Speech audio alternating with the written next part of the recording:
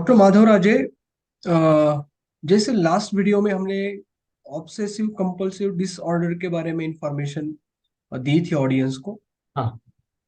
तो ये थोड़ा ऑब्सेसिव कंपल्सिव डिसऑर्डर हैबिट से थोड़ा सा एक जैसा लगता है कि लाइक यदि मैं रूम के बाहर जाता हूँ और ताला लगाता हूँ एंड उसको एक बार खींच के देखता हूँ कि ताला सही से लगा है या नहीं लगा है, एंड ये मुझे आदत है, तो क्या ये ओसीडी होता है? या इन जनरल मैं पूछना चाहूंगा आपसे, हैबिट एंड ओसीडी में कैसे डिस्टिंग्विश किया जाए कि कौन सी हैबिट है एंड कौन सा ओसीडी है? डॉक्टर माधवराज जी। जी, ये बहुत अच्छा क्वेश्चन है। और वैसे भी रिलेवेंट क्वेश्चन है, क्योंकि हैबिट जो है मित्रों, ये आमतौर पे कल्चर बाउंड होती है ना। हमारा जो कल्चर है, हमारी जो अपब्रिंगिंग है, बचपन से हम जो देखते हुए आते हैं, सुनते हुए आते हैं, उसके कारण हमें हैबिट्स फॉर्म हो जाते हैं हमारे। और वो हैबिट्स क्योंकि न्यूट्रल रहते हैं या इंजूरस नहीं रहते हैं या उनकी कोई हानि नहीं होती, इसलिए वो हम कैरी फॉरवर्ड करते हैं, हैबिट्स रखते हैं, है ना, और वो अपने आप रह जाती है। लेकिन ये ऐसी हैबिट जो है, ये हैबिट जब भी होती है तो ब्रेन के अंदर में डिफेक्ट नहीं होता, पहली बात। दूसरी बात, हैबिट के कारण आपकी जो भी हैबिट है, जैसे कि आप एक बार ताला खींचते हो, इसके कारण आपका पर्सनल लाइफ, आपका सोशल लाइफ और आपका ऑक्यूपेशनल लाइफ डिस्टर्ब नहीं होता। ये ऐसा एक बार ताला खींचने के कारण या दो बार भी खींचिए आप, इसके कारण आप अपने आप को दोष नहीं देते, आप अपने आप को कोसते नहीं हो कि मैंने ये करना नहीं चाहिए, काय को करता हूं मैं ये नहीं होता। इसलिए वो हैबिट है।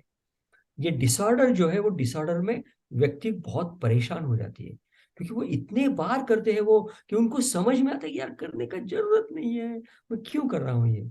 अब जैसे ताला खींचा तो वो 10 बार ताला खींचते रहेंगे, उसमें समय बहुत जाता है। या फिर वो समझो बाहर गए रास्ते के ऊपर में, फिर भी उनको विचार आता शायद ताला लगा नहीं है, कोई तो भी बात छूट गई है, मेरे को याद नहीं आ रहा है, मैं वापस जाता हूँ। तो फिर वो वापस आएंगे, फिर एक बार दो बार ताला खींच के देखेंगे। ये तो परेशानी हो गई ना, इसमें समय का जाया हो रहा है। आपकी परेशानी पर्सन जो हो रही है, लोगों को भी दिख रहा है, ये परेशानी उनको भी हो रही है। इसको डिसऑर्डर कहते हैं मित्रों। ये डिसऑर्डर और ये हैबिट, ये दो अलग अलग चीजें। दिखने को ऐसा लगता है कि हैबिट में से डिसऑर्डर हो जाएगा, हैबिट में से डिसऑर्डर नहीं होता। ठीक है ना। इसीलिए भारत देश में ये ऐसी हैबिट्स लगने वाली बहुत लोग हैं, है ना। आमतौर पे हमारा कल्चर ही ऐसा है कि हम कहते हैं कि साफ सफाई रखो, चेकिंग करते जाओ, है ना, लाइट बंद किया कि नहीं देखो, फैन बंद किया कि नहीं देखो। और जाकर के हम देखते भी है कि फैन बंद किया कि नहीं है। लेकिन इसका मतलब ये थोड़ी है कि मन में विचार आता है किसी ने बोले बगैर कि फैन बंद नहीं किया, और फिर जाकर के देखा, और देखने के बाद में मन समाधानी नहीं हुआ, नहीं शायद नहीं, मैंने नहीं किया, फिर जाकर के देखा, फिर मन समाधानी नहीं हुआ, जाकर के देखा, फिर मन समाधानी नहीं हुआ, फिर जाकर के देखा, अरे यार ये तो बीमारी का रूप आ गया। अब ये कोई हैबिट थोड़ी है। तो ये एक्सटेंशन जब हो जाता है, एक्सेसिव जब बात हो जाती है, तो वो हैबिट नहीं रहती, वो बीमारी का रूप धारण कर लेती है।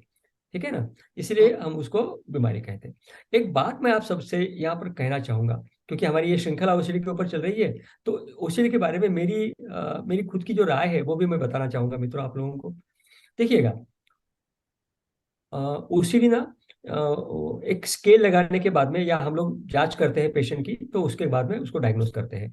तो डायग्नोस करने के बाद में बहुत बार ये देखा गया है कि ओसीडी के जो क्राइटेरिया रहते हैं स्केल के, वो मिनिमम भी रहते हैं और कभी कभी ज्यादा भी रहते हैं। तो माइल्ड ओसीडी हो सकती है, मॉडरेट हो सकती है, सीवियर हो सकती है, या वेरी सीवियर भी हो सकती है। ये टाइप्स है ओसीडी के।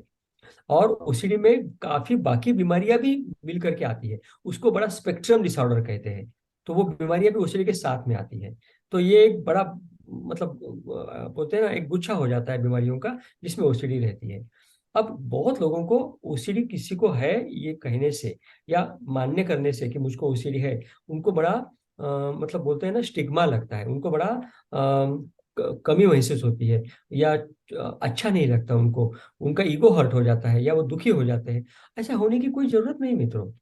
सबनॉर्मल ओसीडी कई लोगों को होती है, जिसके कारण कोई तकलीफ नहीं होती उस व्यक्ति को भी, और उनके पर्सनल लाइफ को, सोशल लाइफ को, ऑक्यूपेशनल लाइफ को भी, तो कुछ नहीं होता। ये बात को जरा जान लीजिए। ठीक है ना। ये मैं ऐसा कहता हूँ कि साधु संतों का दिमाग है, उसमें ओसीडी की बीमारी हो सकती है।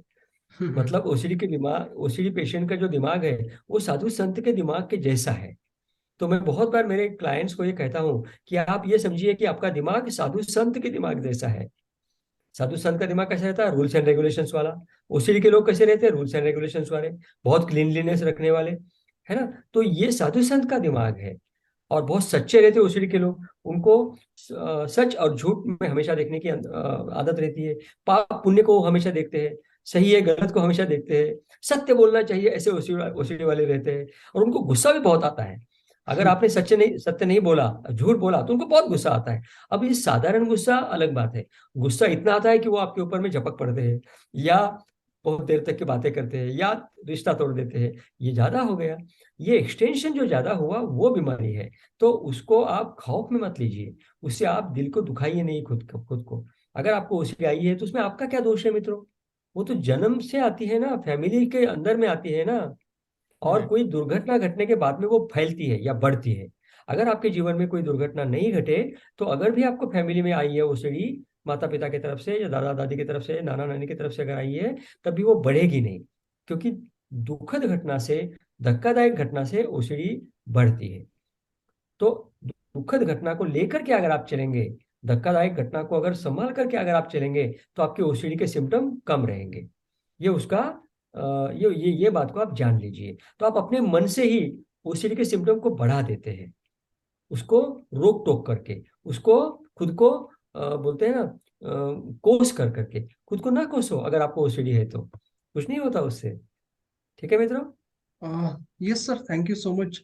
अभी वीडियो में एंड करने वाला, तो दिमाग में एक थॉट आ गया सर कि ये जी। एडिक्शन स्मोकिंग का हो या अल्कोहल का हो या कोई भी एडिक्शन है, हाँ या पॉर्न देखने का एडिक्शन या मास्टरबेशन का हाँ एडिक्शन है, हाँ तो हाँ। ये ओसीडी होता है या नहीं होता है, लाइक?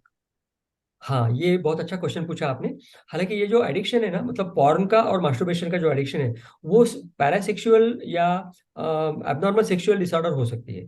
जरूरी नहीं कि वो ओसीडी का भाग हो, लेकिन वो ओसीडी का भाग भी हो सकता है। किसी अच्छा। ओसीडी होने वाले पेशेंट को ऐसा एडिक्शन या ये चीजें हो सकती है, ये होने की संभावना है। लेकिन इसका मतलब ये नहीं है कि उसको एडिक्शन नहीं है। उसको हम्म। एडिक्शन भी हो सकता है, ओसीडी भी हो सकता है, दोनों जॉइंटली हो सकते हैं। या सिर्फ ओसीडी के कारण उसको वो चीज एडिक्शन या पैरासेक्सुअल डिसऑर्डर हो सकता है। ये उसका पार्ट भी हो सकता है। अच्छा क्वेश्चन पूछा आपने, बहुत अच्छा, very and good. Smoking drinking के बारे में? हाँ, वो स्मोकिंग ड्रिंकिंग का तो मैं एडिक्शन में बात ही कर रहा हूँ ना। मतलब अच्छा। पैरासेक्सुअल डिसऑर्डर बोल रहा हूँ और एडिक्शन बोल रहा हूँ, वो ओसीडी का भाग हो सकते हैं। लेकिन वो एडिक्शन भी हो सकता है, दोनों अच्छा, चीजें हो सकती है। वो तो डॉक्टर को साइकेट्रिस्ट भी डिसाइड करने डायग्नोज कर दीजिए। सकते? हाँ, yes yes. So thank you doctor Madhav Raje, जो आपने हैबिट एंड ओसीडी के बारे में इंफॉर्मेशन दी या डिस्टिंग्विश किया। Thank you so much. Thank you.